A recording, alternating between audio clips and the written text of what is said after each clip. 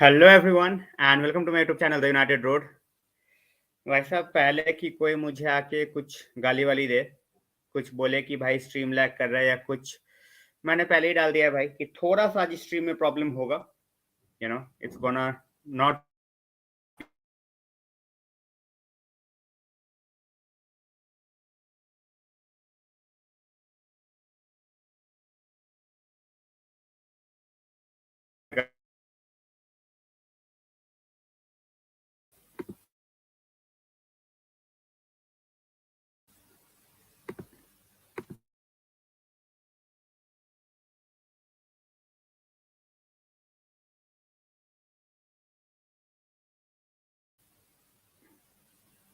Alright guys, आज थोड़ा issue है यार, वाईफाई का इशू है। अगर वाईफाई का इशू रहा then I won't do it. ठीक है, तो मैं पहले ही बता दे रहा हूँ because I don't want to keep on coming and going. Lag hota hai, so it's not good for the stream. It's not good for the people who are joining in as well.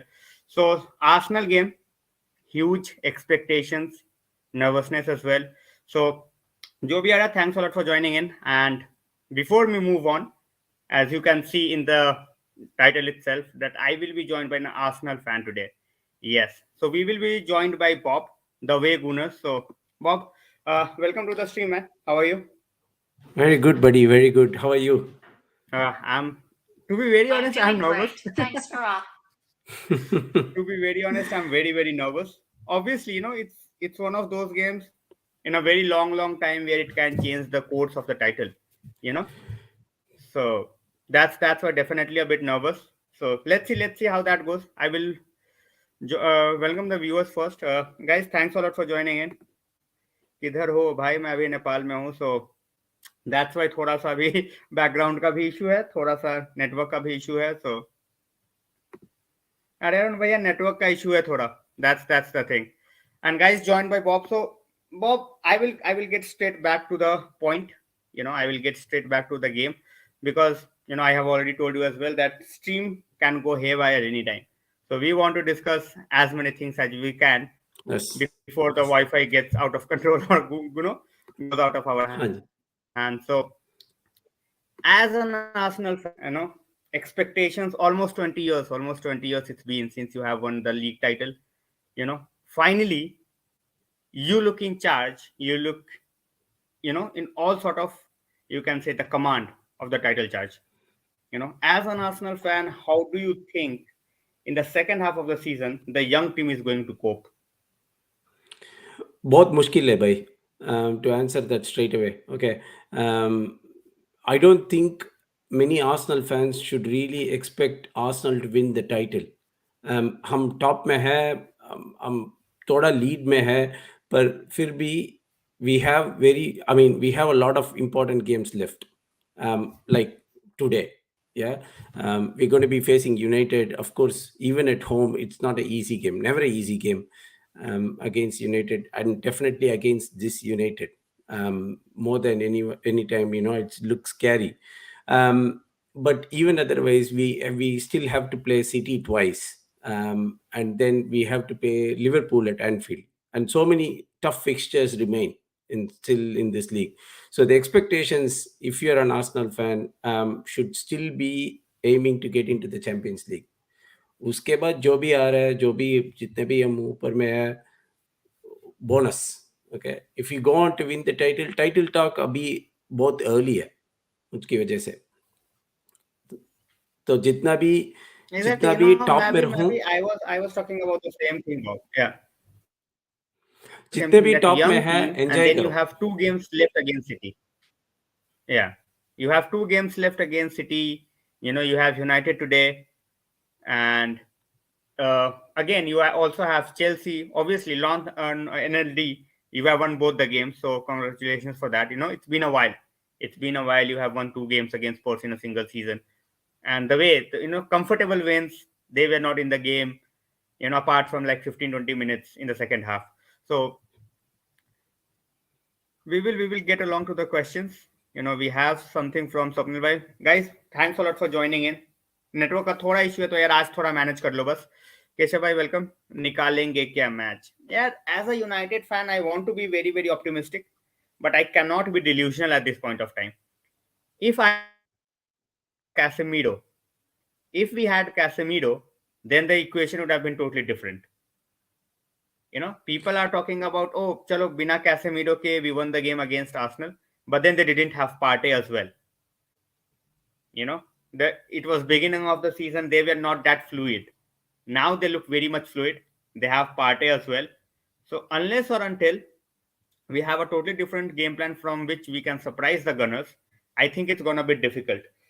Coming back to you, Bob, like what do you feel about this game? Like realistic expectation, as you said, it's not gonna be easy, even though it's at home. So what do you feel?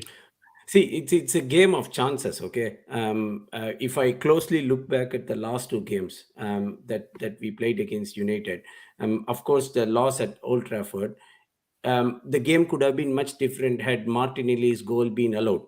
Right, the game could have been completely on a different note. Completely. And then if you look back at the last game against United at home, um, Fernandez missed penalty. Yeah, and that could have made the score 2-2 that day. Right, the rest of Exactly. whatever happened was history. Right, so all those finer moments define the course of how the game is going to be. Against Spurs, as you mentioned, we never gave them a chance, and to my surprise, except for the 10 minutes pressure that they put in the second half, the game was pretty much in our control. But Exactly. United, you got to be very wary. It's not. I expect them to be much better than how Spurs were. Yeah. Um, that free kick that you conceded against Palace, nobody would have really expected that to go in. I don't think even Olis would have actually Exactly. aimed to go into the goal himself. He would have perfectly made to pass or whatever. So I don't know. Maybe those smaller moments could have actually helped change the course of this game. Now that we have talked about the Palace game, if you watch that game, that was like a dead straight penalty, you know, Oh yeah. which we call it. See, you as a know how neutral, I can agree with you you. how can you be Yes. on the other side of the player in a penalty box and you trip him and you don't even get a penalty? Like we should wrestle in the penalty box. What should we do? See, I think you are right to be furious by because that game had.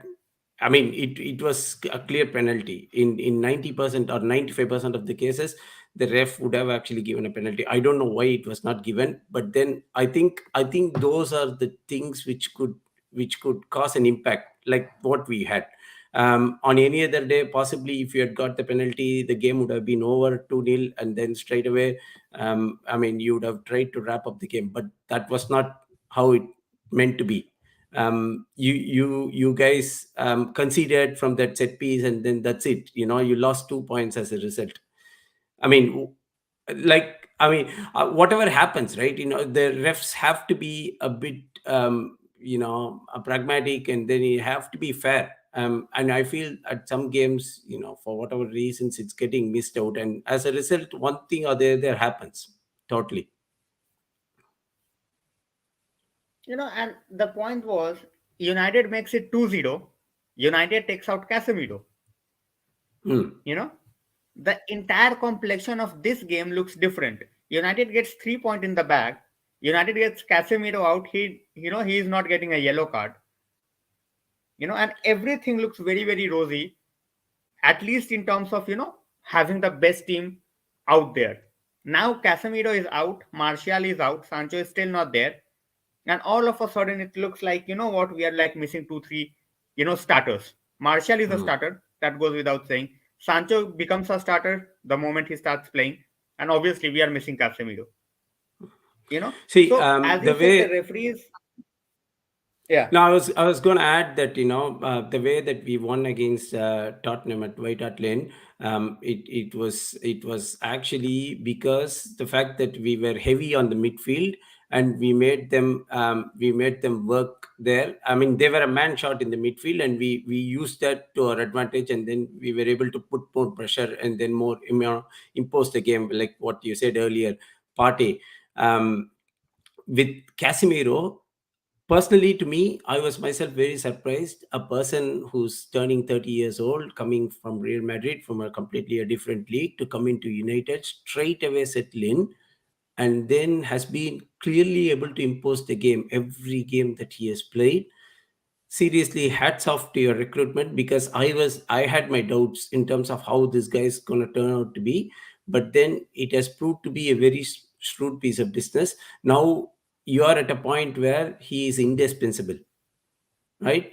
But then a game is just not built on one individual, right?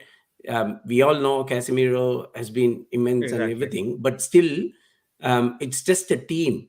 You know how functional you are as a team. I still feel Fred can do as much as an important job as what Casemiro was doing. In all these earlier games, right? So, having said that, Yeah. we can't just All decide right. the While game. we are talking, City has scored a goal. Oh man, okay. Uh, Yeah. while see, whilst it's important to highlight the fact that one of the player is missing, or Martial, as you said, is as well missing. But then it's just a bunch of guys who are actually trying to impose the manager's idea on the pitch, and that's what really makes Exactly. which team comes out on tactics. Mind you, both these managers, both our managers are from the Pep school, as what you call it. Both of them have been assistants to Pep, so um, uh, they come from the similar school. So who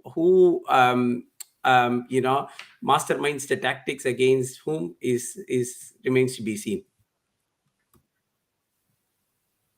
All right. Uh, Bob, we will come back to the City goal, but we are also going to talk about the Royce links. We will talk about our transfer window because we have not done much. When Yes. you look at the Arsenal squad, they are very thin. When you look at United squad, they are very thin.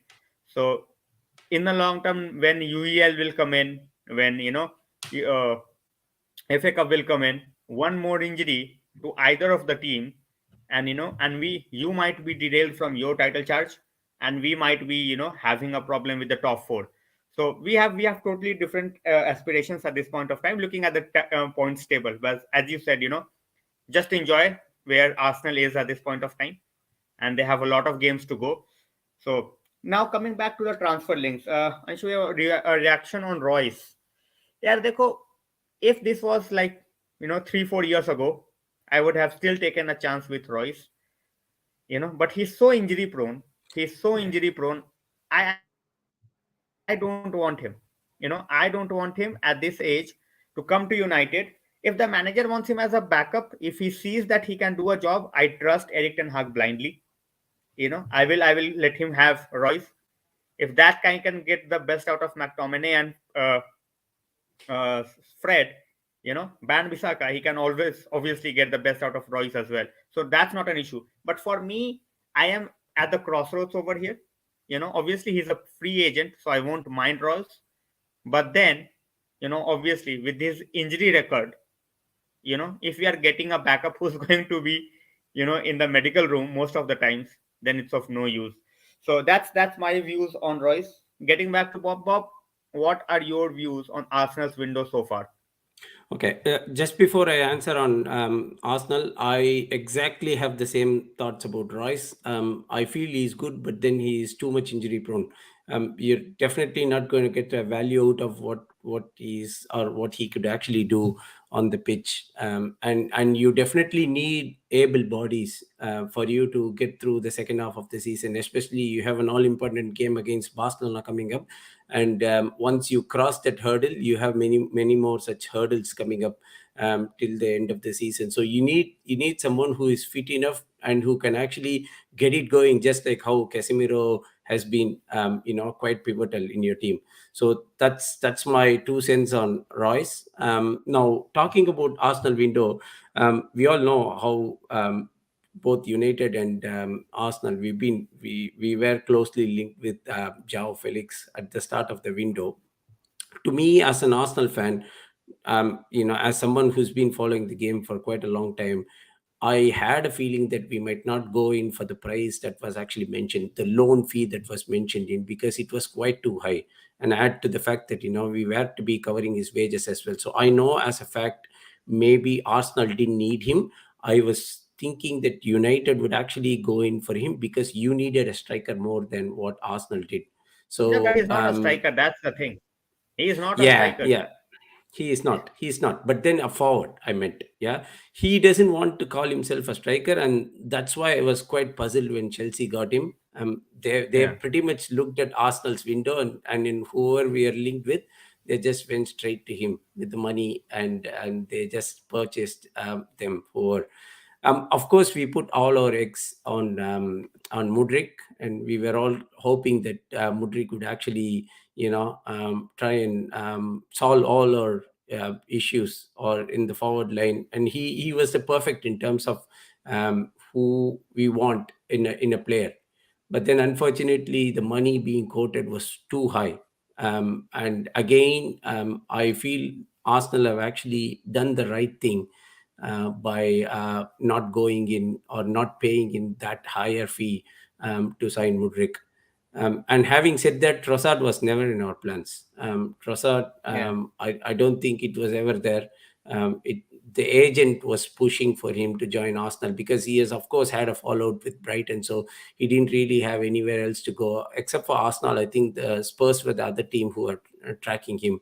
So when the fee were all manageable to Arsenal's level, they went in for him, despite the fact that he was 28, and it was not the age profile which Arteta is looking for in all the newer signings. So that's one thing which went based on the players, willingness to come here. And then apart from that, we are linked with two other players. I think one of them is almost done.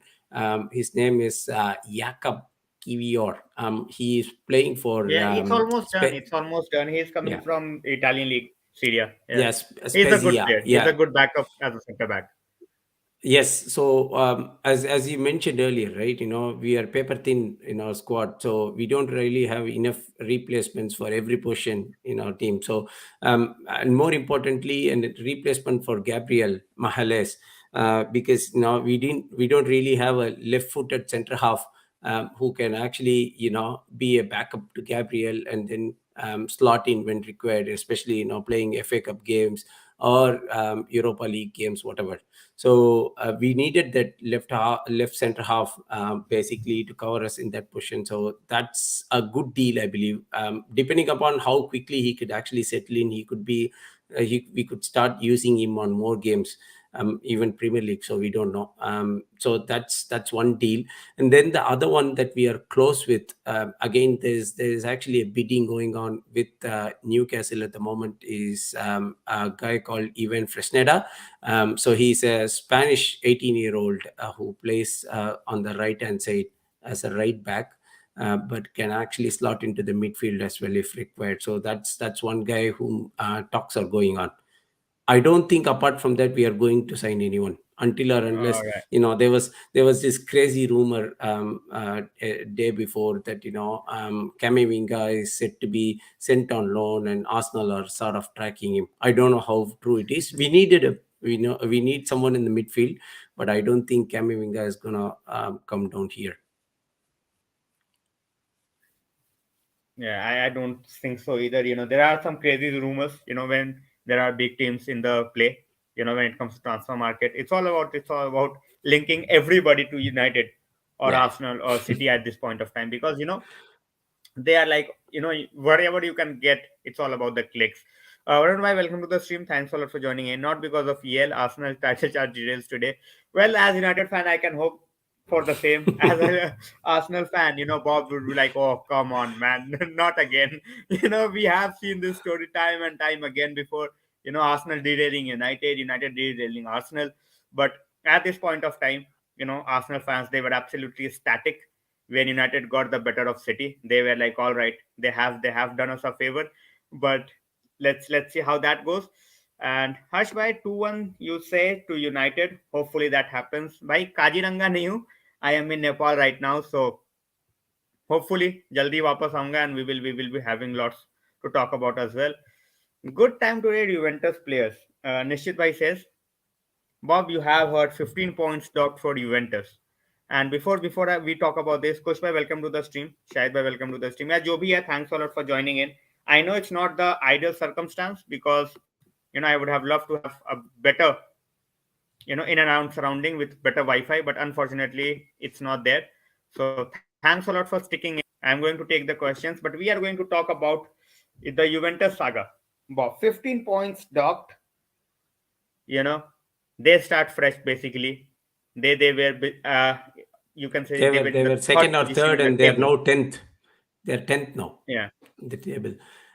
It's similar to the Calciopoli scam which Juventus faced in the past.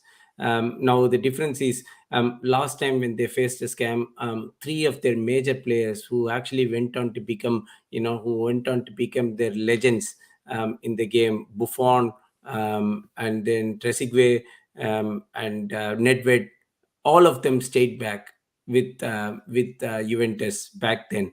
The question remains to be seen, is who's going to stay now, who would be likely to be okay staying there, despite knowing that they are possibly not going to play in Europe at all, or they might as well get into Europa League or whatever, and can continue in the same team. And again, I'm not sure what's the financial implications of this deal, are, because obviously they would be fined some money, or whatever that they have done. So which means that they might not have transfer budget, or they might not have wages to pay some of these high profile players. So having said that, it's best time to rate Juventus, and especially the fact that this news has come during the transfer window means that we might actually lure some of these players in. I have a few names on my mind, that I can think of straight away, and possibly a few more as well as we go along. But then, if at all we need to lure someone, now is the time. Yeah, but then again, one thing that I do feel is 15 points, you know, in Italian league, in any league, it's huge. But then when you look at the Italian league with the squad that Juventus has got, the managers they will be saying like, you know what, if we are not getting into the Champions League, you guys are going to move out anyway. Because you are top players, and I don't think we can keep you because you have higher ambitions. You don't want to miss 1 year of Champions League. Those who want to stay, they can stay.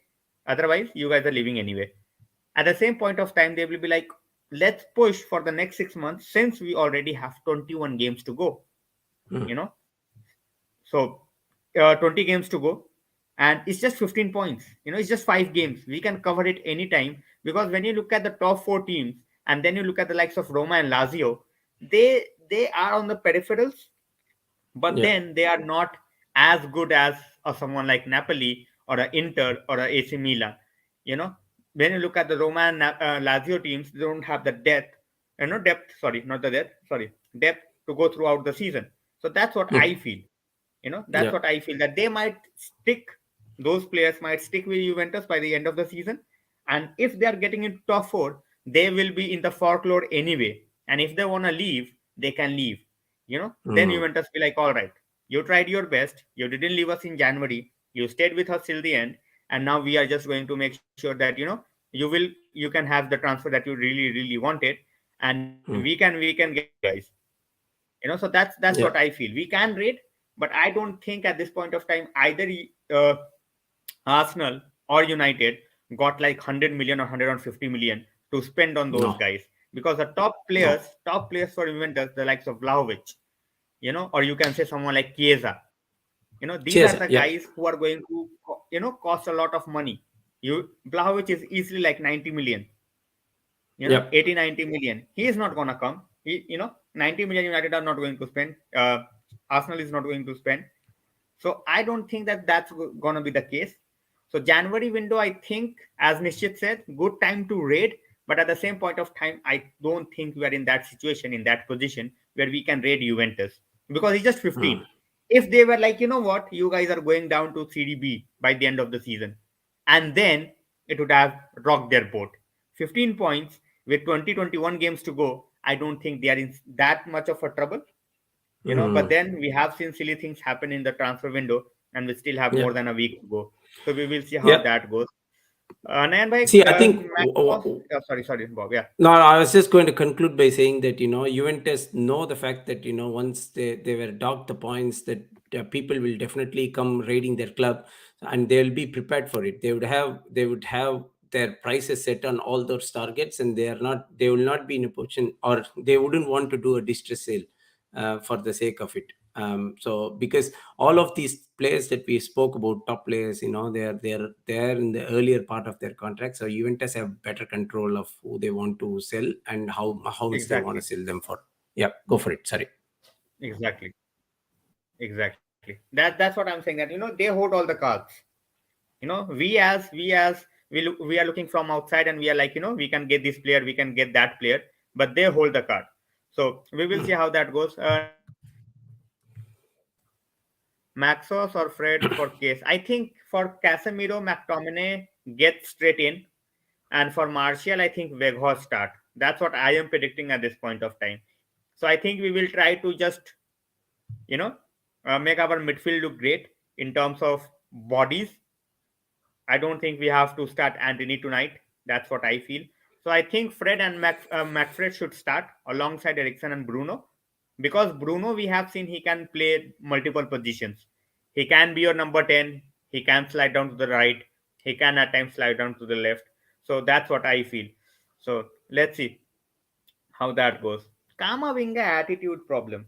Is that so? What do you think? Because he I, started very, I very well with Real Madrid, and he has fallen off the order. You know, yeah. Kamavinga, It happens quite a lot at Madrid, right? More than any other clubs. You have these players start off brightly, and then suddenly you don't see them start many games. I don't know what's happening behind the scenes, but there isn't anything which is quite prevalent in the papers or news tabloids outside to say that he's got an attitude problem. So I can't really comment much on that. So it remains to be seen. Is it just to do with his exactly, relations between with Ancelotti, or is it general problem that he has with the rest of the team? He is very young. I don't think he would have such an attitude issue. And if at all he had, Ancelotti is a man who will just straight away show him the door. There would have been rumors started already exactly, if we had real issues. So I don't think that would be the case. exactly. All right. Kafuba, welcome to the stream. Come on, United. Obviously, I am visiting. I am visiting my older brother, elder brother in Nepal. So that's why I am here. So nothing else, no work, nothing. Just visiting him and having a family time together. So that's the purpose of me visiting over here. So coming back to Sanket bhai, thanks a lot for sharing. Juventus पे transfer ban और 3 साल का champions league ban लग सकता है. If and but वाला case है अभी. Once it's public, then we can say all right, they are in the mud. We Hmm. have seen the biggest of frauds happening and then just going down the drain. No actions, nothing. The biggest case, you can talk about City in that regard. All the money embezzlement they did, you know all the straight run money they put in the club and showed them as their sponsors, and nothing ever happened to them. So in today's world, it's all about the money, and we have seen in Italy, even the biggest of scams, they get out with just a relegation or just some fine. We have not seen the biggest of, you can say, punishments, for those clubs. So I don't think they are going to be banned or something for that long of a time, but we will see how that goes. Bob, what do you think? 3 years ban, do you think they're going to be banned for See, 3 years from no, Champions man, League? I don't think so. They are way too powerful, and Italian football needs them more than what they need Italian football for. And in fact, I was going to suggest this guy, Aginelli, who actually quit as the CEO of the club. He was so confident that he was actually talking about the Europa Super League. I mean, the European Super League in his leaving press conference. So that was his audacity to talk about the things which was badly criticized about. The fact that he has not lost the plans, or Juventus has not lost those plans. And raising that in his farewell press conference is quite a stellar statement. So I don't think they would really be banned from Champions League or whatever. The 15 points that they've been docked is the FIGC will come out and say that's the best that they could do, and that serves them good. That's it. Exactly. So, this question might just stink a bit. Seeing Mudrik ball for Chelsea in the very first game, Bob. You know, See, we have seen, as we started with the Mudrik deal. We also talked behind the scenes about the Mudrik deal and how it was not in terms of uh, financial availability for Arsenal. Paying that much money that Chelsea ended up paying, but seeing him the way he played for the first 30 minutes, we all know now why Arteta was, so adamant on getting that guy to the team. that guy is a real baller. Okay. Yeah, I think his first skills came out on Instagram or something during 2020, when it was lockdown or something like that. He was actually showing his all ball playing skills there, in some video which went viral, and that's when people started taking note of what sort of a talent that he had. Right. And fair play to Shakhtar. They was just waiting for the highest bidder to turn up. They had that Anthony's price mark in mind. You guys overpaid Anthony, man, and that proved a wrong thing in this deal, because that really was actually the talking point every time when Shakhtar was meeting, that Anthony was worth 100 million, so he should be going more than that or whatever. And possibly they all knew all along that someone would actually get into the bidding war and possibly pay more than what Arsenal are going to offer. If I look at as an Arsenal fan, it definitely pains to see that Mudrik is not playing for us. But on hindsight, I would like to appreciate Edu and Arteta for sticking their grounds, even if it is meaning that they're going to be losing someone that they really wanted, but still not having to pay over the odds is definitely stands. If they are going to keep it long, yes, fair play to them, totally. All right. Well, totally agreed. I do feel that around 70 million, around 65 million, that's the ballpark which I would have put Mudrik in, coming from, someone like Shakhtar, coming from Ukrainian league, around 60-65 million.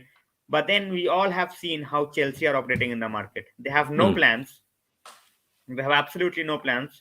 They are like, all right, Arteta is doing well. He is looking for that player. Get him. That's it. Eric Ten Hag, he is doing well. He was getting linked with Felix. Arteta was also getting linked with Felix. Let's get Felix. And the thing is, Chelsea, they like literally need a 20 goal striker at this point of time. They have got a Fofana who's very, very young. He will take some time to adjust. This guy, Felix, you know, no disrespect to him at all. Very, very happy, very, very happy that he has come to Premier League. He's taking up that challenge. But that guy has scored 15 goals in the last 3.5 seasons in La Liga. Yeah. Regardless of how bad Simeone plays with his team, Yeah. you just cannot say that this guy is just 15 goals and 126 million transfer. Yeah. So So they Felix, and yeah, at the end of it, Chelsea needed a striker as well, not actually a exactly, second forward or whatever, right? They don't need a second one. They probably needed a first and striker. The goals are definitely lacking there. I don't really. We needed more like a wingman. So Felix would have suited us more than what Chelsea wanted him for. I didn't really expect that he would actually go on to score a lot of goals, but our wing play is very important, and Felix would actually have fitted into us more than what he would be fitting it at Chelsea. Now that he's sitting on a 3-game ban as well. exactly. Welcome to the stream. Arsenal dominating United in terms of possession, yes, that's definitely gonna happen. And I think we will be more than happy to let them have the ball. Because we know we can hurt them by pace. And we at times, now that we are trying to get into that possession based game, we are not there yet. We still have a keeper who cannot play from the back. So it's very very difficult at this point of time to have that possession. Against smaller teams it's fine, but teams who likes to have the ball, it's going to be very very difficult. ETH masterclass, I think the biggest piece of puzzle Casemiro, who shows up for him. That's the biggest piece of puzzle at this point of time. So I do agree that Arsenal will dominate possession. They will create chances. We have done well defensively, as Bob said as well, apart from that Ollie's free kick, which no one could have done anything about. You know, so even Ollie's, as Bob said, he would have not thought that it would go just in the way it did, and we kept City quiet. Apart from those, after we conceded six against City, we have basically kept all the teams quiet. Even at Old Trafford when City came, apart from that goal that they scored, lack of concentration from our midfield, they had absolutely nothing throughout the game. We absolutely nullified them. So, Bob, middle of the park, that's where the battle is going to be won or lost. I think so. That will define how the game is actually turning up. As Amin Bhai said, we'll definitely have more of the ball, and we'll try and attack you on the flanks. But then, who controls the midfield will dictate how the team is playing. And just like you mentioned, the last time United won the game at Old Trafford against Arsenal. It was a game of counter-attack. The game was 1-1. The game was even that day. And then you guys actually counter-attacked pretty well to score those two goals and take the game beyond reach. So that's what Arsenal need to be wary about, right? If they can if they can stop the counter, the midfield would be the first one to stop that barrier. So they would be the wall against any counterattacks or any possible thing that could go wrong, and that's where Partey's presence would come in. Last time we badly missed him because he was not available for whatever reasons, and as a result of that, we were completely not fully filled in the middle of the park, and you took advantage of that. Fair play, and it perfectly went to plan, and that similar plan which Ten Hag would as well be coming to for going into this game. He would wait for the counter attack, and when he gets a chance, he would actually use that to his advantage. Exactly. Prashant Bhai is worried that 100 million, Anthony might just flop in terms of when we see Mudrik. So, see, both are different kind of players, you know, and Anthony, Mudrik is, when it comes to physicality, I think Mudrik is a bit more physical than Anthony. Possible. And Anthony, at this point of time, he needs to develop that, you know, a different side of the game where he's just not reliant on his left foot. Robin dominated with his left foot, but it was majority, you know, at times in Bundesliga. He did well with Real Madrid, he did with Chelsea, but he dominated where he could utilize his pace. And that's where even if he was taking the shots from outside the box, or even he was just using just one foot of his, that was more than enough. So I think Anthony, he's just 22. We have to keep that in mind. He's just 22, and he has already been criticized by the entire panel in England just because he is doing that, you know, that move that we call Showboating. the spinner. Showboating. So, it was always going to happen whenever there is a player who's going to play with that flavor, that flair. They are going to just all over him because they are like, oh, we have to tackle, we have to defend. But the moment there is a player who is like, I want to just enjoy my game, they will be all over it. Mudrik versus Anthony debate, Bob. Now that neither of them is with you, one is with Chelsea, one is with United. 100 million, basically we paid 85 million. They are paying almost 100 million. Basically you can say, but their add-ons we have just paid in one way. We can go to add-ons, but we will see about that. So 85 See, or on into like almost 80. Similar paragraph. Oh, sorry, similar parameters of a player in terms of price. Where do you think who's going to win in the very first season? Like, Okay, I think in both these cases, right? Interestingly, you brought that up, Anthony versus Mudryk comparison, because both these players, the clubs, in that perspective, the parent clubs, in that perspective, both Ajax and Shakhtar, they used United and Chelsea to up their price. So basically, they had the Exactly. power with them, and they. I mean, in both these cases, the clubs, United and Chelsea, both wanted such a player to be in their squad. That, I mean, you guys got him towards the end of the window, and you needed a statement signing, and someone who can actually cover you on your flanks, and they sort of used that to their advantage, and then they up the price with that case.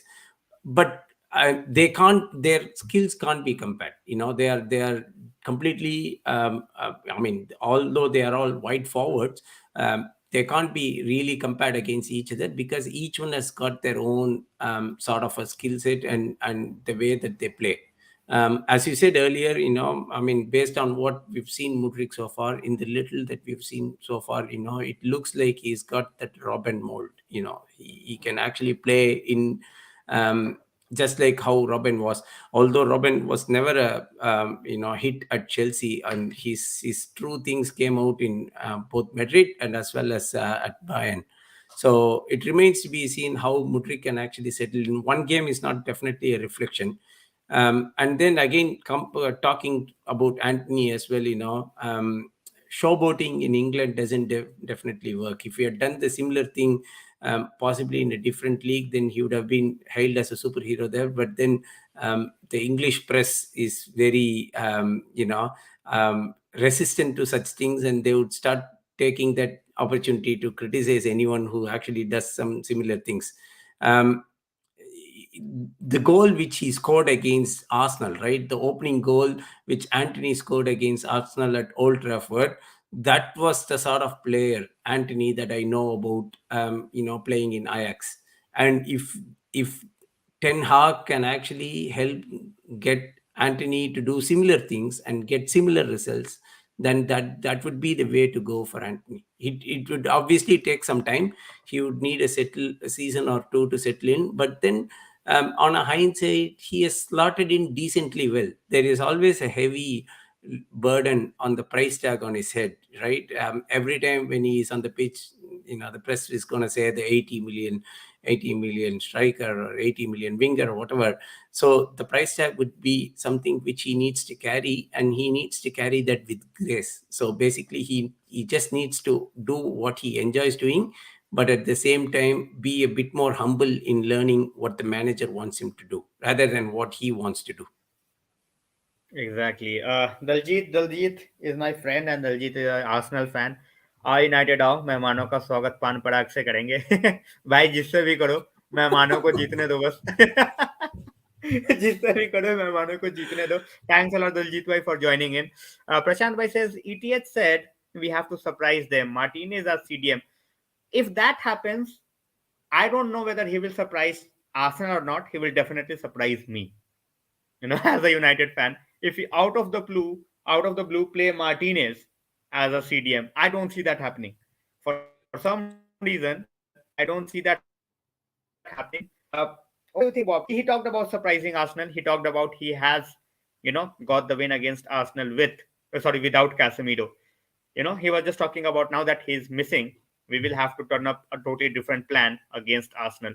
CDM for Martinez, he has played that role and he has played that role very, very well in the past, but he has not played a single minute as a CDM in the Premier League. Do you see that he is going to start all of a sudden as a CDM against Arsenal and that too at Emirates? Very difficult thing. We can't completely rule it out, but then there is 90, almost an equal chance that he might not actually get featured there.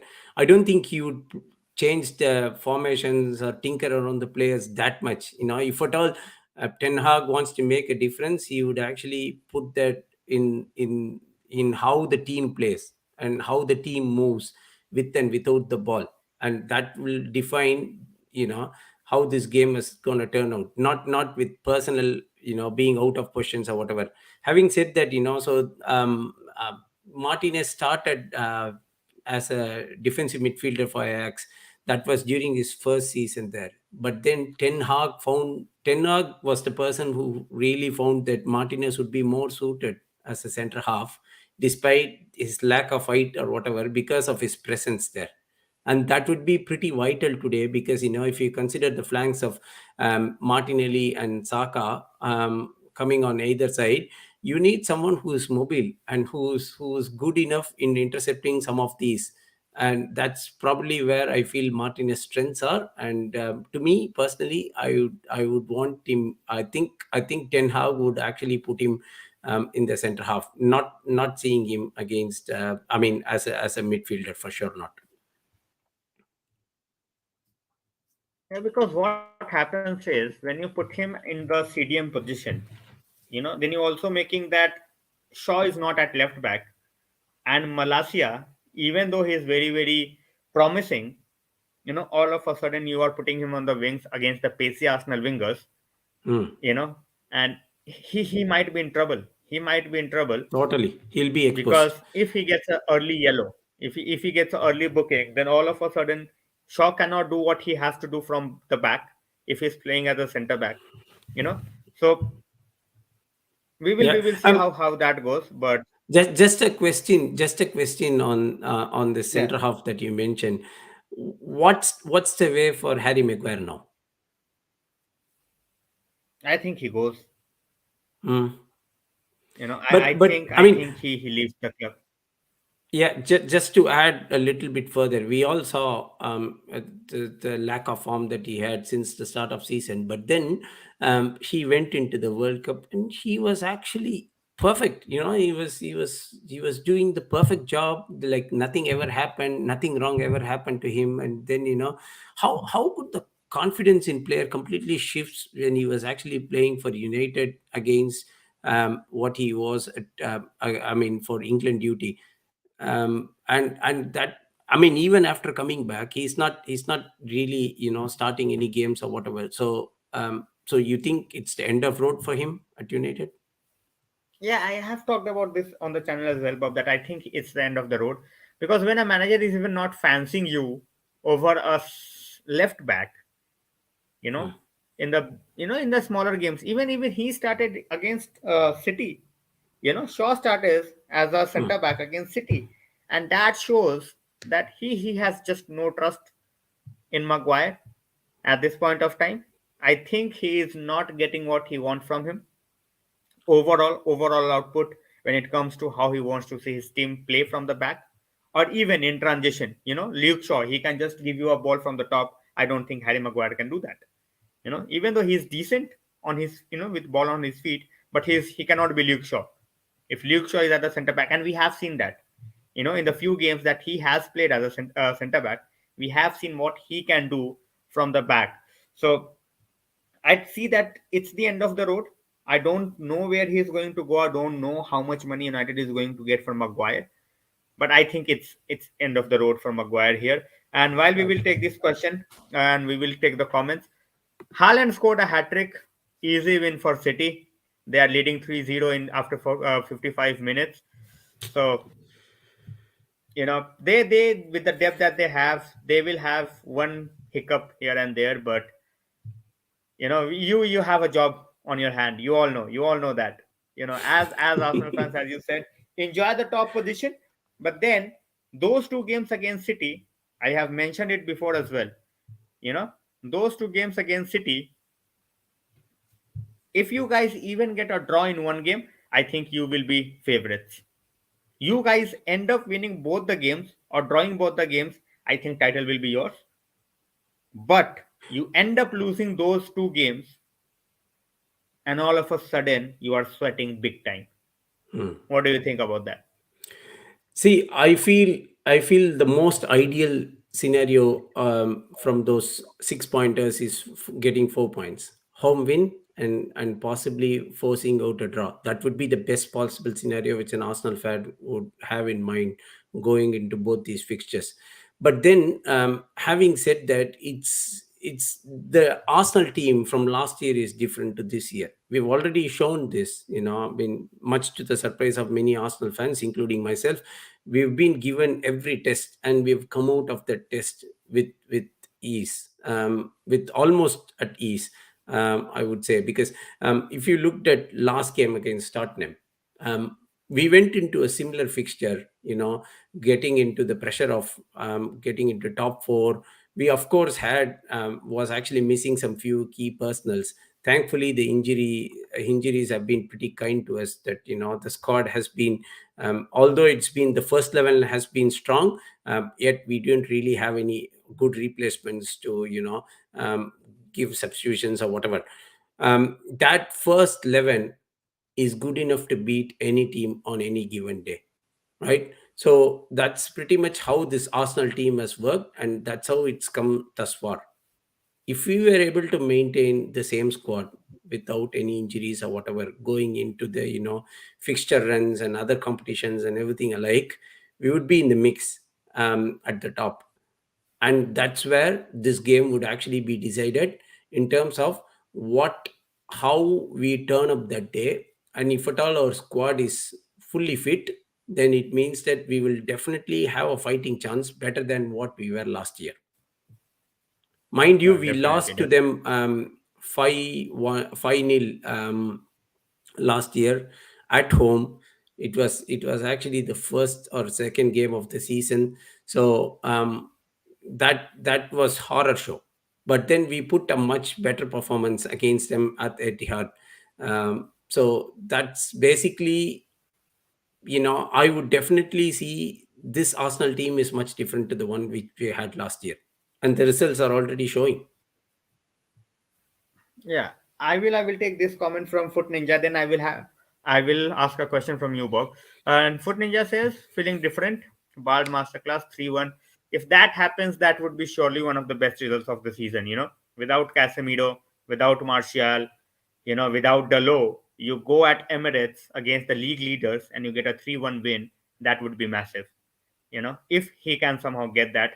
And we already have a leaked lineup. We will talk about that. Before that, Bob, one thing we have seen, Arteta, trying to replicate Pep, what Pep has done, the way he plays, the way he instructs, the way he guides every player, during the game, during the breaks.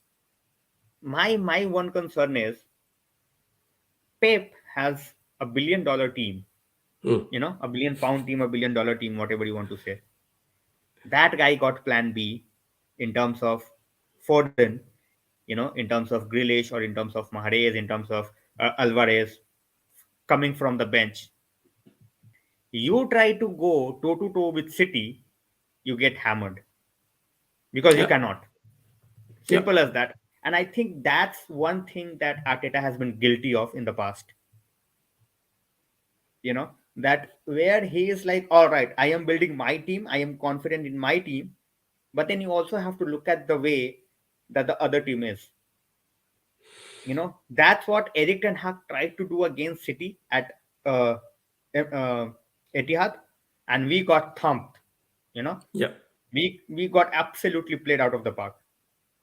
A midfield of Ericsson and McTominay against City, you don't do that. He learned his lesson. He is like, all right, Bruno can play different positions. We play him, we give him that free role. We stack our midfield. We get, Fred to man mark someone like Kevin De Bruyne, get him out of the game, cut the supply line. City is halfway done, and that's yeah. that's that worked. You know. So do you think Arteta should have that thing in the mind, that if for this game, now that you have such a huge lead, almost a 3 games lead, like almost a 9 point lead, don't lose the game. All right, don't lose the game. Just try to get that attacking instinct. You know, have a extra midfield body against the likes of City. Who knows who is going to dominate possession? Yeah, yeah. You know, See, I think, have that extra man in the midfield and just try to nullify them and make sure that we are having that 1 point and we are happy, because other teams in the league, they are not going to get the points from us. Totally. See, I think what I feel different in terms of what Arteta is actually doing is the fact that he is trying. I mean, he is setting targets for every game. He mentioned that as well in the press conference. There, we take training by training. So, which means that there is every training session that he assesses how each of them are, and based on how the outcome has actually turned out to be, that's how he actually puts those players in against every opposition. And then as well as the fact that he'll do the formations accordingly. So if you look at our left flank, for example, we have Kieran Tierney, who is a left back, and then we have Zinchenko, who is as well coming from City. Between them, you can't really be 100% sure who is going to be likely getting a start, and that will more depending upon who the opposition are and how we actually approach that game. If we want, I mean, we will of course be talking about the lineups shortly, but then if Arsenal are going in for attack, look out for Zinchenko on the left. If Arsenal are going for a defense minded game, then Tierney would be the one preferred. And likewise on the right flank, Ben White seems to get the nod ahead of everyone. But then Tomiyasu, if at all we want some sort of a defensive stability, then Tommy is the one called in. So with City, we have to be a bit wary. Again, I mean, that's a bit far down the line. We have games in between, so we'll know how or who is available and how we can actually use them to the best in terms of what we can do. But we have to be approaching. Arteta has been approaching this game like every game and every opponent different to how doing. We can't be replicating City, for sure not. I think that statement ends there, because they have enormous squad depth. They can literally put B team and C team and still stay up in the Premier League. We can't do that, unfortunately, right? We are Arsenal. We admit that Exactly. our squad is thin, and we are just working with the resources that we have. And that's Exactly. where I Uh, think Arteta is differing from how Pep operates. all right. Pratibhai, Kane or Osimhen in summer? Osimhen is my go-to choice. I have talked about it before on the streams as well, and for me, it makes total sense because the valuation for Kane at this point of time in the market, which we are hearing, is 85 million. All right, and he will be a free agent next year. So first of all, the price makes no sense. People are like, oh, he is going to give us 5 years. I don't think he's going to give us 5 years. With his knee, I am not sure about 5 years from someone like Kane. Third point, although he can be a Robin Van Persie like signing. Sorry, Bob, I will have to bring him up No, man, no, you have to because stab me, right? because he Yes. he was the guy who got us our last Premier League. So, obviously as an Arsenal fan, a bit of banter is always there, and it always always great to put Van Persie in the mix. But yeah, I don't think we are in a stage at this point of time where we should be looking at 2 or 3 year signings. If the manager wants someone younger, give him someone younger. Obviously, Osimhen is going to cost a bit more, most probably because he is going to win the Scudetto. He is going to be, I think, the top scorer as well. You know, so he's gonna cost the money. But for me, Osimhen makes all the sense. The second choice, the second scenario that I put up, in this regard was, if you are getting someone like Kane, get him for like 50 million because he just got 1 year under his belt. He will be free in 2024. So he just You think pay you 50, think you'll be able to get 50 million from Daniel Levy? You'll be able to pay 50 million and get that's Kane. what I'm saying. If you have to get a 30-year-old striker, that's the valuation, regardless of how good he is.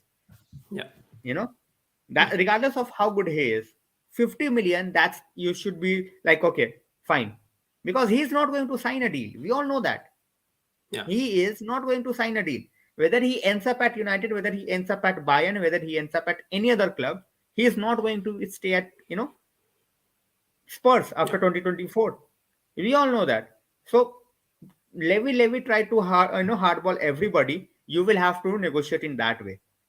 And the yeah, reason I'm saying is, once you get someone like 50 million for Kane, you know, and if you cannot keep Beghorst, if you have to sell Martial, all of a sudden you can look at someone like Kolo Muani, who will be available for like 50 million again.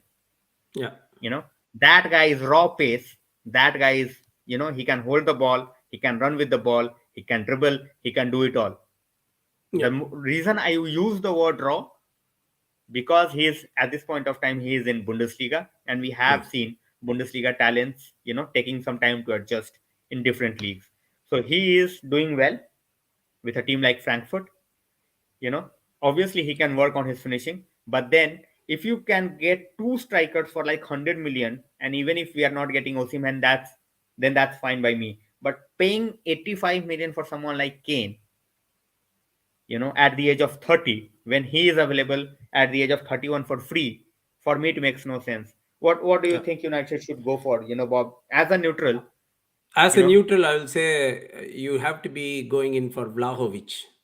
As we spoke earlier with Juventus finances and all those sort of things, it remains to be seen who's going to stay there and whatever. If I were United, I would go for Vlahovic because he fits the age bill. He is someone who's a pure striker, as in like he's got out and out. I would say a 9 out of 10 striker. If he is in the right team and he's got the right players with the right supply around him, you can work wonders with him. Exactly as you said, for all the reasons, stay away from Kane because not just I'm not saying it as an Arsenal fan because um, you know um, of our dislike of Spurs, but even otherwise, it's more the fact that it's he is 31 as you said, and he can maybe earn you a Premier League, but then that's as much as what you're going to get. And for the amount that you're going to spend on him, especially considering all the other, the ownership scenarios at United, I don't think Glazers would want to put money or as much money basically on a single player, let alone invest that in a squad. I don't think that's going to happen at all until that ownership crisis is resolved. I don't think Glazers are going to be the owners by that time. Hopefully, keeping fingers crossed. We have Middle East owners, looking at our perils, but we will see what's going to happen. Uh, but yeah, 85 million for a 30-year striker makes no sense to me. No. This is the leaked lineup which is coming in. Red Devil, you can see it on the screen, man. If you are still here, leaked lineup is De Gea, Ban-Bissaka, Varane, Licha, Shaw, Ericsson, McTominay, Bruno, Rashford, Weghorst, Anthony. If this is the lineup, we could be absolutely doomed in terms of our midfield. Up front, I think we have enough to terrorize Arsenal defense, but Ericsson and McTominay midfield against the likes of Partey, Odegaard, Zaka, you know, I think they won't be able to cope up with the physicality. McTominay can. I don't think Ericsson can. He cannot keep on running for the 90 minutes, with his age and what he has gone through. So doomed is you can say that it's just a bit overextensive word at this point of time. But I do feel that if this is the midfield, if we are not having Fred, we will miss that energy. So if this is the team, what do you think? It is I the think I think right I lineup? think you are exaggerating it, Matt, seriously, because it. I mean, it might not be the best in terms of what you had in mind, but still, I think when the manager is looking at the players in training, he Yeah, this feel. is just a leaked one. This is just a leaked one. But I won't fancy the reason I told you, because you know Ericsson, he cannot defend. We have seen he is not putting up shifts in defense. When you are Yeah. at Emirates at home, I won't have had any problem with this. And as I said, if manager is putting up this team, I am going to back it up. But as a fan, I look at that midfield against the likes that are present in the Arsenal midfield. I will be worried. Yeah. Yeah. I will be very, very worried, because we know McTominay cannot pass, and we know Ericsson cannot defend. With Um, Fred, he brings you that energy with the interceptions and tackles. I think probably Fred would be introduced more in the second half, and that's where the game would actually be. As in like when the game is not going your way, I probably feel that's where Fred would actually be vital because he can actually come in and bring energy to that midfield. and when Arsenal are sort of tiring down, he can sort of, I don't know how the game is going to go at halftime. If it's still even, maybe Fred can come in and make a difference, and that's probably the reason as to why I feel Ten Hag has actually benched him for now, to come in and make an impact sub. Yeah, he can be an impact sub. We have seen, throughout the season he has played that role. As I said, I am going to back the manager whatever team he's put. But then, as a fan, and since we are discussing the team news, I am just talking about my worries, because when I look Okay. at the midfield that of Partey and Zaka, that says physicality. It doesn't Mm. say great tacticians or great uh, ball carriers, but that shows that they are physical out there, which can get you the ball. Zaka is a good tackler. Obviously at times he gets the red, but then he can get the ball back, and then you have the pace up front with the likes of Martinelli and Saka, even Odegaard, who can give any defense the troubles. So let's see how that goes. I won't say God save us now, but Ninja, but yeah, definitely a bit worried if that's the midfield. But trusting the manager, and let's see how that goes. Leonard, welcome to the stream. Osimhen or Vlahovic for me, I think for every United fan, I think that's the most obvious choice in terms of price, in terms of the number of years that we are going to get from those strikers, because these are the type of strikers, if we can sign them, you know unless or until like someone like ends up like being a Ronaldo or being a Messi, they are not going to move to South America, no sorry, Spain, with the likes of Real Madrid or with the likes of Barcelona. So with these kind of players, likes of Blahovic, likes of Kolomwani, or the likes of Osimhen, once you get them, you can keep them for a longer period of time, and that's why I think we are linked with the likes of Jude Bellingham for the upcoming summer if we can get the Champions League, or even the likes of Frankie De Jong, because he's not playing that many games for Barcelona. So Mm. moving on, Sir Alex, welcome to the stream. Fred is needed in second half, as Bob said. As Bob said. So we will see how that goes. If he finished that last minute chance in EC final, he would have got mad attention. Muani could have been the World Cup winner. Bob. That's how close he was. Yes, For yes. winning it for France. Um, Yeah. yeah, So that's how life is. You miss your chance. but it's okay. I Yeah. think Yeah. Sorry, Bob. Sorry to interrupt. what I was gonna conclude by, right, it's how you actually take it from there that makes a difference. See, we look at, of course, when we looked at the United, sorry, the Euro final against Italy, three players missed a penalty.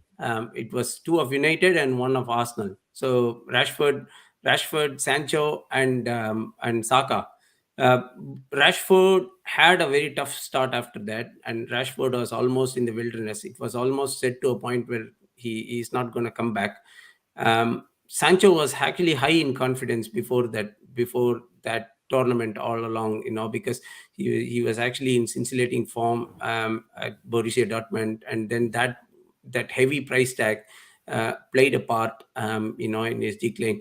And Saka as well, having missed a decisive goal. How they all come up with, how they all stepped up is what we are able to see now. Yes, Arsenal lineup. I saw that as well. So no Exactly. no When you surprises. when you Sorry, go for yeah. it. I don't think Arsenal is going to make any changes. It's their tried and tested formula. You are getting the wins. You are doing the same things game after game, and you are getting the results. You don't have to fix something which is not broken. Simple as that. So why to change any Absolutely. member of the team when you are high on confidence? You are top of the league. There is nothing to change. So our midfield is so weak, we will getting overrun. At the same point of time, I think one mistake from Arsenal, and we have seen that. You know, regardless of how good Zaka and Partey could be, they have that mistake in that that slight, you can say, brain fade moments at times, especially with Zaka. You know, Boss, I was going to say the otherwise. I've seen Xhaka more level-headed this season than any other player. I Exactly. would I was actually going to put up that point.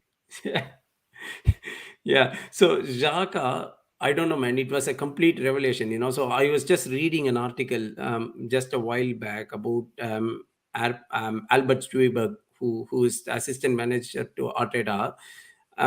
Albert has been, he's Arteta's number two man, and he's been completely behind the scenes in terms of how trainings happens and who's playing what, and then what sort of formations and everything. We call him AirPods Albert because he'd be on AirPods all the time. If you've looked at him in games and everywhere. But then one of the things that he mentioned is he was assessing every player. He was pivotal beginning Aubameyang to be shown the door because of all his attitude issues. On a hindsight, that proved to be the most fantastic thing that we've done as a football club in the recent times. Now, the second point about Xhaka is Albert. He knew that Xhaka was on the line. He was not going well with the fans and everything, and then it was almost a point where he was going to be sold to Roma. But then Albert's assessment of Xhaka is, if this fellow can be, if his temperament can be controlled, he can be a better player and he can actually rejuvenate himself. And that's pretty much what we are seeing at the moment. He's completely a different player. Much to the surprise of all the Arsenal fans, who was actually who had gone on to rule him out completely. He's doing wonders, quite literally so. Because he's been given the freedom, or the role that he is doing is much different to the roles that he was asked to do in the past, and that's due to Partey's presence as well, you could say.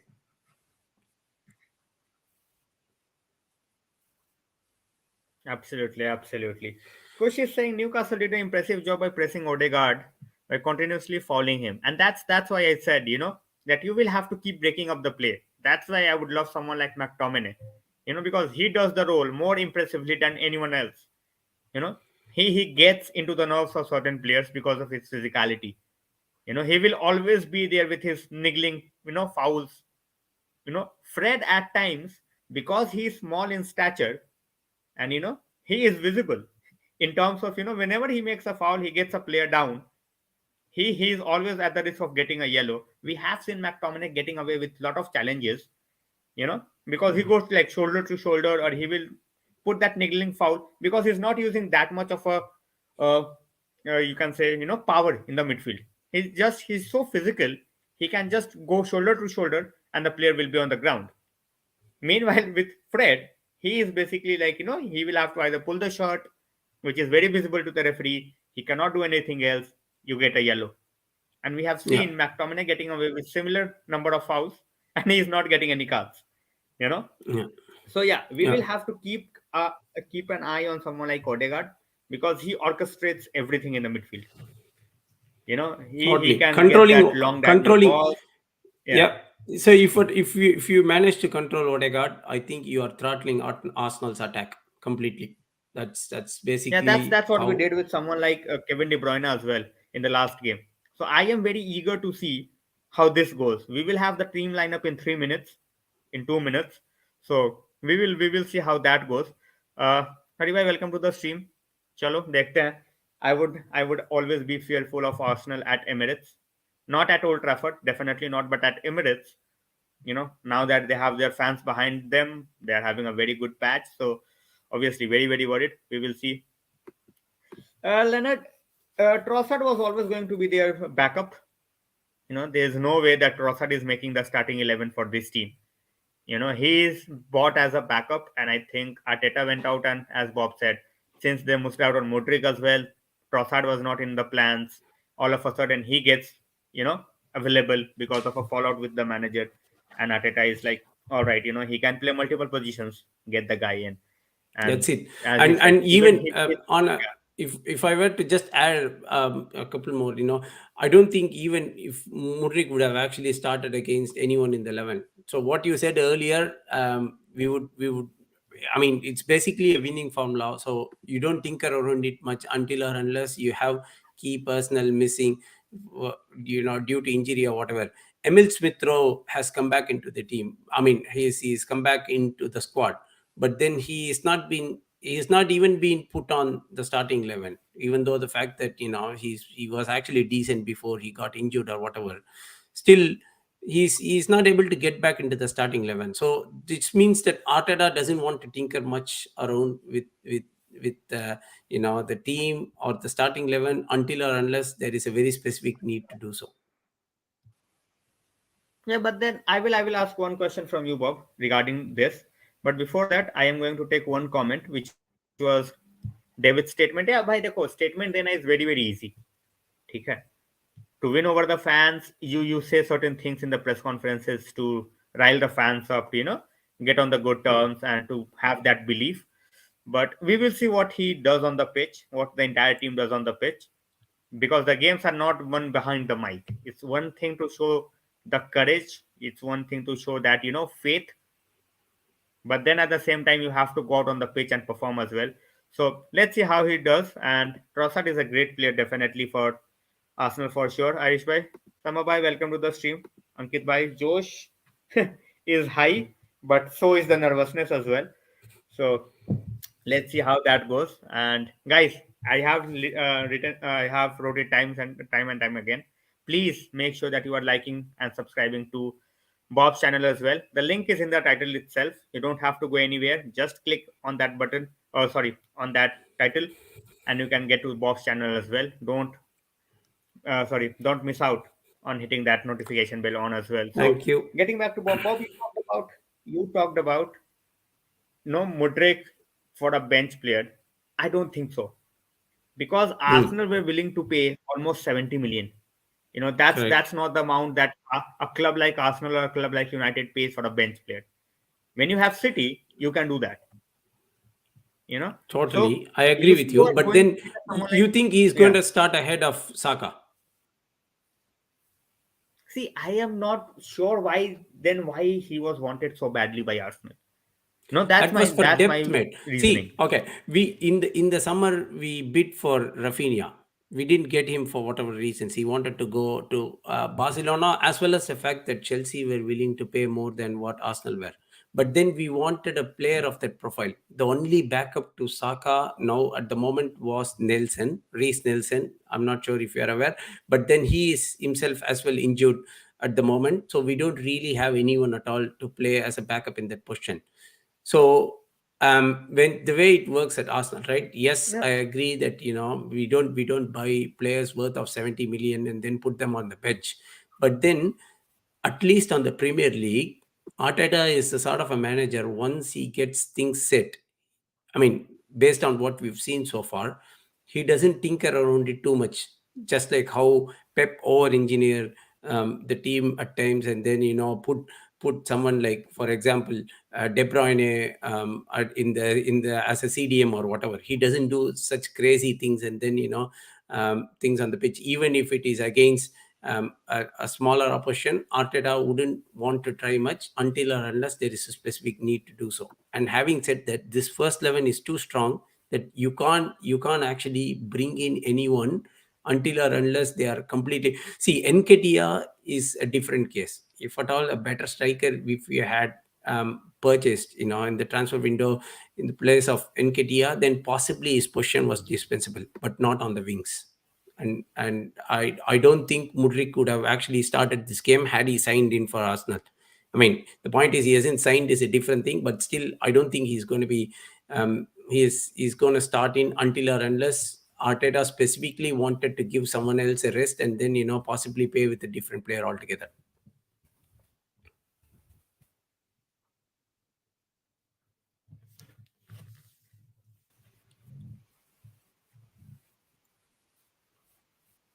But you're listening?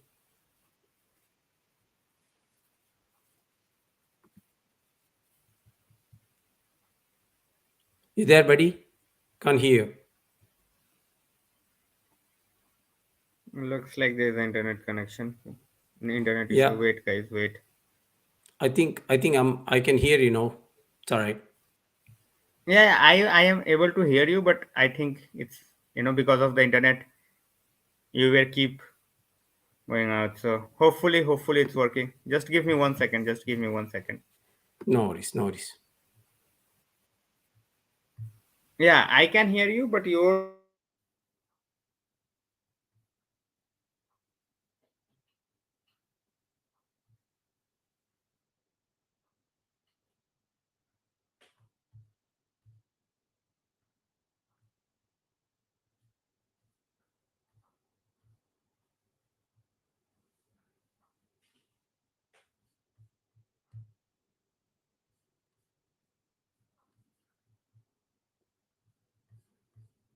I think we've lost. We've lost. Oh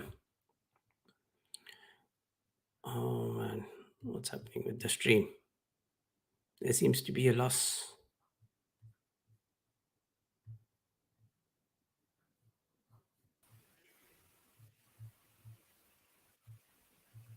All right. Really, What? really sorry, guys. There was a network issue. It's been solved now. So first, we should look at the team news. Then we will discuss a bit forward. The team news is out. Bob, can you share the Arsenal team news with me? I think it's the same. It's the same. It's basically the same. Ramsdale in goal, and then we have Zinchenko, um, Gabriel, and Saliba at the center half, and then Ben White at the right. Midfield being Partey and Xhaka, and then the forward being Martinelli, Martinelli, Nketiah, and Saka with just Odegaard playing behind them.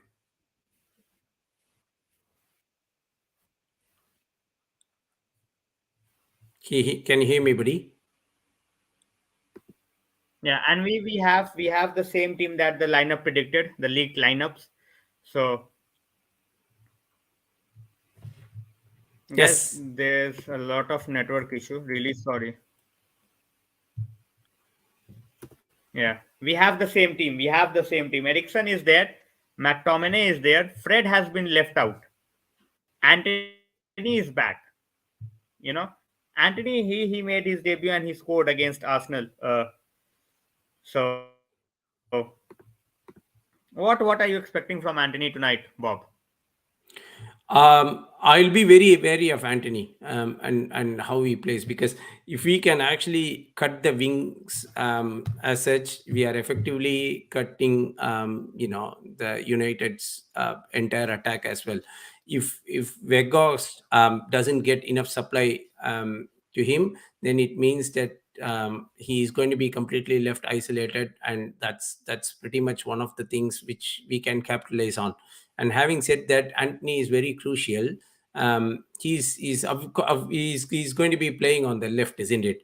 Um, so which means that he's more likely to be playing against No, Ben Anthony will White be on the and. right. Rashford will be on the left.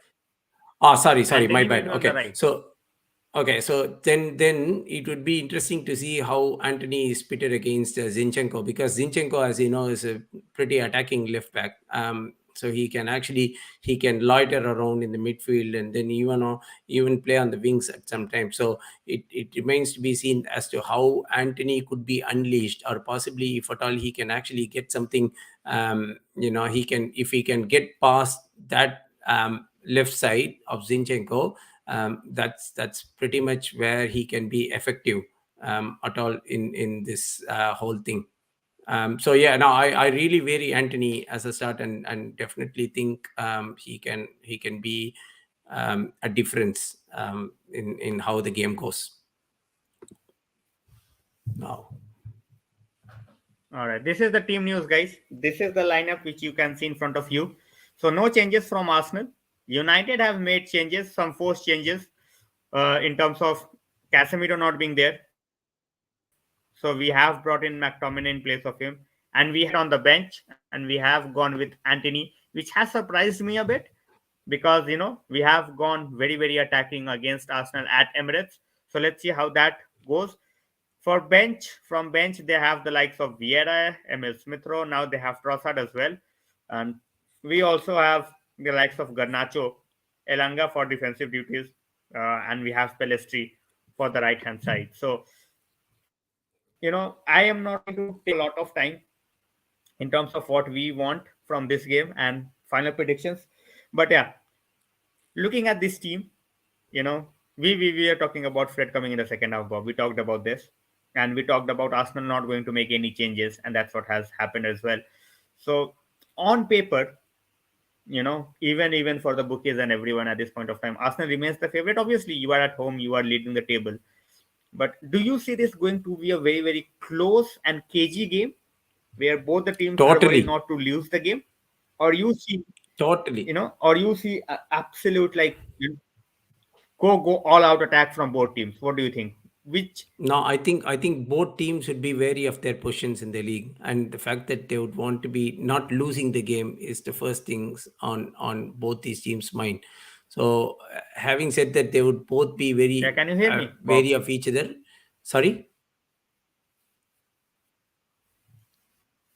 Yeah, no, I was going to add that they'll be wary of each other, and definitely they'll try not to lose against each other, and whoever scores the first goal will be the one who'll hold back, and then who'll sit tight is what I feel. So that first goal, whoever is going to score will be very crucial, and if Arsenal can actually score that, then they will actually have the crowd behind them and sort of hold the game tight, and if they have the ball in their control, then they can pretty much hold off the game. All right. We have talked about the first goal, being very, very crucial in games like these, you know, where you are willing to set the tone first as soon as possible, as quickly as possible.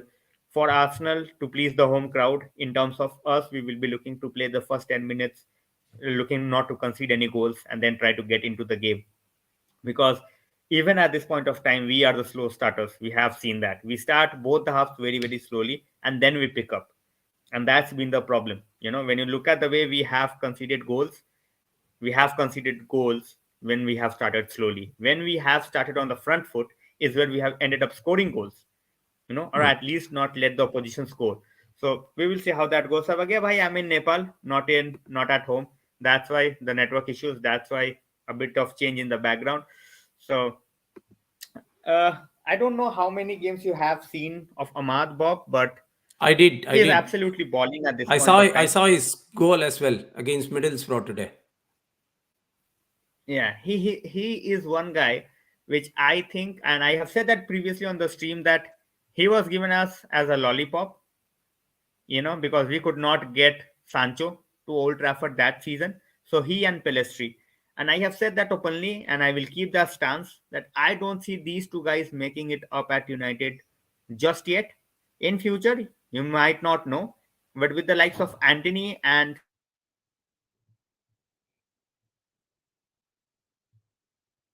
can take that spot on the right hand side. So, what do you think about Ahmad overall, See, I Bob? think he's a very promising youngster, right? And just when you were mentioning, I did definitely see the score. I mean, the goal the boy scored against Middlesbrough. So that looks to be he's got a lot of promise. But then to come into the United team and then to play week in week out is something we just have to remain to see how he's actually adapting to the levels of the Premier League. Of course, he's playing in the Championship at the moment, but then we have to wait and see how he's actually taking his game, and how he could actually impose himself or get into the reckoning in terms of the starting 11, or at least be on the bench for the matter. So yeah, no, important 1 or 2 years ahead of him.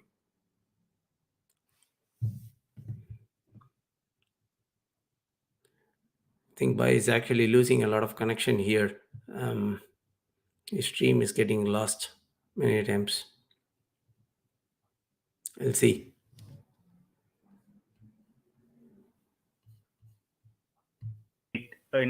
Very often lately. It's about the progress that we are making on the pitch. Road bumps will be there, but the way we are turning into a possession based team as well, and we are trying to make sure that everyone is involved. We are turning into a possession based team as well, and we are trying to make sure that everyone is involved rather than just individual brilliance at times. So, as a United fan, I would love to see the progress when you are going to toe to toe against a good team like Arsenal at this point of time. It might just go in our favor, it might just not go in our favor. But when you start to build a team from the scratch, which Eric Ten Hag is trying to do, because he has to let go of a lot of players, basically bench them, try to get in a lot of players, likes of Casemiro, Ericsson. These are the guys who are having their first season with United. So, is progress is the way to go at this point of time, and try to absolutely challenge for the title with a good summer window. Um, I needed to ask two questions to you. First of all, I wanted to actually ask you on what sort of a potential impact that you think Trossard is going to be having. Although we know that fact that he's going to be on the bench, basically to start with, but then he has scored against all the other top six oppositions. With Liverpool, Tottenham, City, and has scored a goal against United as well and Chelsea. So what do you think his impact is going to be from the bench?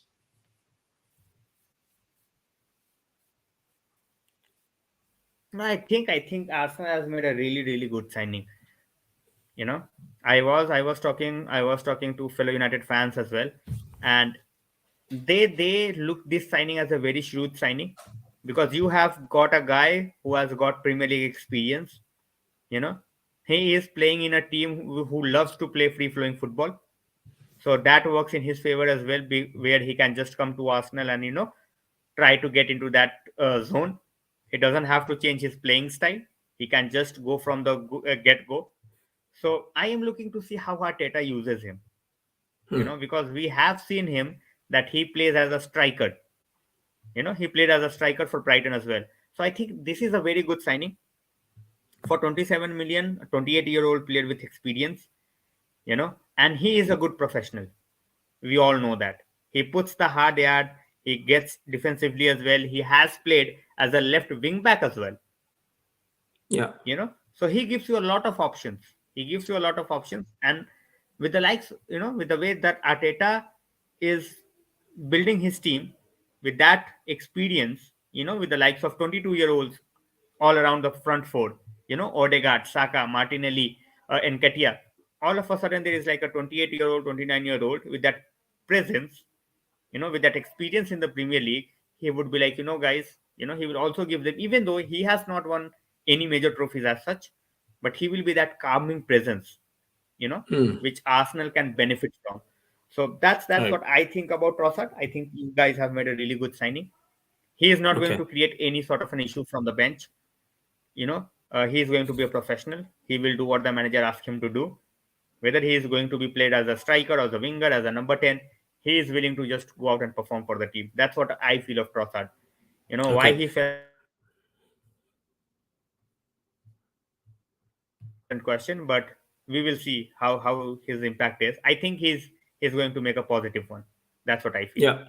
And then the other thing that I was going to ask you is about key battles, All right, guys. The especially on network the. is getting worse and worse. So I am not going to stretch this very further, because, as I said, it's not about long spells. It's also about looking at whether the viewers are enjoying it or not.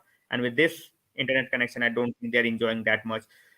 Before we wrap it up, Bob, final predictions. What do you think? I feel we would be winning it 2-1. Uh, United hasn't United has scored an away goal in almost every fixture except for the dreaded Brentford away that you played. But then I feel you will definitely score. Um, we are open to mistakes. We are prone to mistakes, and I feel United would actually capitalize on them. But I feel confident playing at home. And although this is a game of nerves, with both teams not wanting to lose and still, bring out the best football, I feel Arsenal will actually triumph just because of the form that they are in at the moment. Exactly. Danish Bhai says Crystal Palace draw made things complicated. Otherwise, 4 points from Arsenal City would have been great. I do feel that way. I do feel that way. Even though we had a road bump against Palace, if we are going to go out and get a draw against Arsenal, I think that would be massive. That would be massive boost to the confidence. Now that we don't have Sancho, we don't have Casemiro, so that would be a massive boost going against the league leaders and getting a draw. But I never predict I never predict Bob. I ask everybody the prediction, to predict, but I never predict the score. So hopefully we get a draw. Hopefully we get a draw, but we will see. Uh, he's one of the best PL wingers. Do you agree, Bob? One of the best PL wingers. See, I think that he has shown that what he can actually do in the Premier League, having come from Genk, which is just a small Belgian team. He, I won't say he is one of the best, but he is there on the top. If I were to say, if he is one of the best, he would have been already snapped up by many teams in the past. Um, um, he's still there. He's got a decent pedigree in terms of scoring goals, and he knows how to move, having worked with the Belgium team. But he would be a valuable addition to the squad. That's pretty much what I feel. And if not for a top six team, he would be starting every game, is what I think of. Exactly. I feel that way as well, that he is a valuable contributor. I don't see him as a world beater, but he's a team player and who will love to showcase his talent whenever he's getting given the chance. Potato Boy is a sports fan, Bob. He's a loyal subscriber to to the channel. That means a lot to me. Thanks a lot. Uh, we all know Conte is going to leave, Bob. What do you think about that? We will I think so. ask you I think so. before we wrap up See, the I stream. feared when Conte came in, because Conte is someone who can I never actually. did that. I never did that. I was absolutely buzzing that United let him go and Hmm, got Eric Ten Hag. I was bashed. I was bashed for that because people were like, "You are a moron. You have no knowledge of football. How can you let go of a serial winner? You know, he wins trophies wherever he goes." And I'm like, "You will see what I'm talking yeah. about when he leaves He's Spurs." You know, he's a very divisive character, right? Just like how you had Mourinho, and just like how Spurs experienced Mourinho, right? He is very divisive in terms of how he does. He wants his players, or he will actually make the move. Imagine him leaving Inter at the time when they won the Serie A. It was at the time that they got the Scudetto. So which means that this guy has his own ways, and if in case it doesn't work out for him, then he is going to make the move. And I was actually quite surprised when Spurs got him in the first place, because Spurs are not heavy spenders. They're pretty stingy spenders who just spend on players that they think will be improving under. So it won't be any surprise if in case they don't make it to the top four this season, that he will actually make the move. He can be pursued maybe if in case they make it to Champions League, but then it's going to be pretty difficult. Thank you, Potato Boy, because for having to come from a Spurs fan, for Arsenal to win is a big thing, and I definitely will take that. Thank you, thank you. yeah, he keeps things honest. He's one of those guys who talks straight to the point. You know, and most majority of the subscribers who are here, when it comes to talking, whether they are Chelsea fans or whether they are City fans, they like to keep it real. Like banter is fine. We all enjoy banter, but they are not the guys who will come out and they will say that the likes of certain player who is better than this or certain player who is better than that, which fans like to do, you know, Yeah, to totally. make them show See, that they are better. I think I've seen a lot of your streams in past, and I know how rationally you guys actually talk through different things. And as an Arsenal fan, I look at other teams. I enjoy watching football as an all. I've been watching it since mid 90s, so which means that I've watched it for a long time. That I can see from my hair, you can see. But having said that, so it's good to banter, but then there's an element of reality in everything, right? So no, I appreciate such fans. Definitely would want to do more such chats with such fans, definitely. All right. With this, guys, I will be wrapping up the stream. We are just almost 30 minutes away, 35 minutes away from the kickoff. Hopefully, we can show up. Hopefully, we can turn up just like we did at Old Trafford. But yeah, a totally different ball game when you play against Arsenal at home and the way they are playing. 2 years back, I would have fancied us a bit more. But now that we don't have Casemiro and the way they are playing, you know, obviously they start as favorites, but I have said that before, I will say it again. I will never ever count United out from any game. Simple as that. Even if they are playing against Real Madrid, even if they are playing against the like the Barcelona, you know, even the top teams, top of the top teams, on their day, this team can just show up and bamboozle everybody. We saw that against City at Derby, you know, and I think against bigger teams, the players they have like extra motivation. I think they should have this motivation for every game. But against bigger teams, they are like, you know what, we have to prove a point. And we have seen that. You know, the victory that we had against Liverpool, the way we have won against City, you know, few days back. But then we have also seen a backside, the draw, where we did not do anything much in the second half. Bob, thanks a lot for joining in. It's been a long time coming. We have been talking for a long time, but yeah, we could not just fix up the time in terms of No, when we are totally. going to see. I think we waited for the best fixture to talk about, right? Our fixtures are always, one of the A-listed fixtures in the league, despite where we are, despite how we are playing. This fixture is a red letter day in the league any day of the season. So definitely a pleasure to talk with. And I'm glad, I was able to come on to your show and then talk about all these various things. Stream permitting, will be doing more, definitely today for sure, but then we'll aim for more as well in the future, and we'll try and, more of such shows, interesting ones, definitely.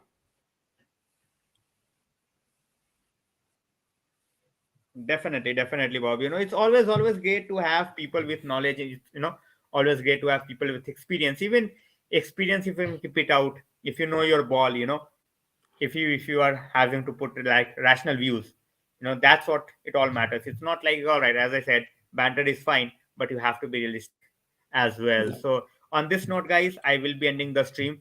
Hopefully United wins, even if they play poorly. That's what I can say. But yeah, looking forward to a great game of football, and hopefully we show up. And Arsenal fans, obviously, they are dreaming of a title. There's absolutely no two ways about this at this point of time. 9 points lead. You know, City have cut it. Sorry, 8 points. Sorry, and City has cut it down today after a win against Wolves. So Arsenal would be hoping, you know, that they keep the pressure on City, because, as I have said, as Bob said, enjoy till you are at the first place, but then you have City to face twice as well. And as the season goes, I think the likes of Arsenal, even as you know, the likes of other London clubs, they would like to put a dent, you know, in Arsenal's title challenge, because they would love to see someone from outside winning it rather than a club from London. And we all know City and Arsenal, they also have a game left. So it's going to be feisty.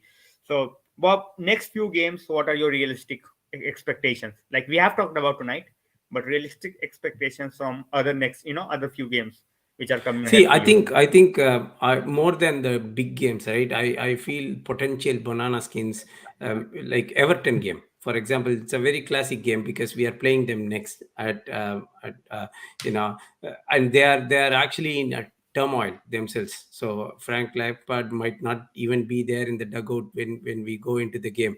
But then, if you look at exactly a similar contrast last year, right? We played Everton at a time where they lost their previous 8 games and they had Arsenal as the next fixture. They went on to win that game and they went on to lose the next 6 games. And we've seen that so many times against Southampton as well, with a similar result in the past. Now, having said that, we are going to face Everton team this year who have lost 8 games now on the trot, and they have Arsenal next. I'm not going to be sure how different this game is going to be from last year, but it's got all the hallmarks of it. So every game is very important. I know this is, I mean, against United it's a very important fixture and everything, but every game is vitally important, and we have to keep picking up points and not losing anything. If at all there is going to be any slip ups, then it's ours to run, especially the fact that we need to be playing City, we need to be playing Liverpool. It makes it very difficult for us towards the end. So we have to be not losing points, and as long as we can actually keep winning against all the other teams and then manage to get some decent results against top teams, then we are in the mix, is what I would like to say. Yeah, and also we one last point before we go, that you know, when it comes to uh the bogey teams, when it Hmm. comes to the bogey teams, and that's why we call it the best league in the world. There is a reason we call it the best league in the world. You win Any against team the could likes of win. Liverpool, you win against the likes of United, and all of a sudden you go against Everton or you go against Southampton, and boom, you know, they soak up the pressure for 90 minutes and they hit you with one goal in the end, or they Hmm. just scored one goal and they defend for their lives. Yeah. So that's why I feel that this is the best league in the world. But yeah, hopefully we get a very, very good game. And Yeah. obviously, I'm not going to say all the best to Arsenal, but let's see what happens. Game is going to start in 30 minutes. So Bob, thanks a lot for joining in. We have one final prediction before we close in. 4-0 says Saksham. Wow. Do you see that Wow, happening? man. Wow, that's dreamland, I will say. If at all that happens, Saksham bhai, thanks off to you. I'll definitely find you and then gift you with something if at all we manage to get that result. But then, that would be a complete decimation, if you want to talk in terms, because I don't really think Ten Hag. I mean, it's a similar result to what we saw against the loss that you had against Brentford, right? And for you to lose that game, you have to be completely not having any idea at all in terms of how to play, or you don't. I mean, even before you think what struck you, Arsenal will be all over the place. I don't think that would happen. This game is going to be pretty close, and it's on smaller details that the game would actually be decided on. I definitely don't think that this result. All right. I'll On definitely come back to find you, Saksham, if in case we manage to Yeah. do that. And Please, please. for my mental health. Yeah, sorry, finish, Bob. I was just saying that, for my mental health, I hope this scoreline doesn't come true. No, no, totally, mate. I was gonna say, Saksham, if you can actually follow us on Twitter or something, I'll definitely reach out to you should this result happen. Oh. All right.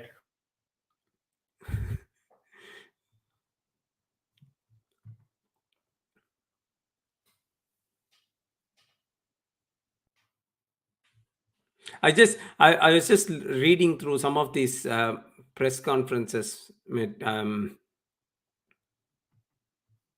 All right, guys, the network is going, drastically out. So, uh, here to Arun Bhaiya, this Wow. is a mental scar for Arsenal fans. This is a mental scar for Arsenal fans. Man, don't even mention that result to me. Please don't. I don't think it's gonna be repeated again. And that was one of those games. That was at Old Trafford. If we can get a similar result at Emirates, yes, it would All be right. But good. thanks a lot for joining in with this, guys. I will be ending up the stream because, as you can see, the network is absolutely fucked up. So thanks a lot for joining in. Don't forget to subscribe to Bob's channel. The link is in the title itself. Not even in the description, in the title itself. So hopefully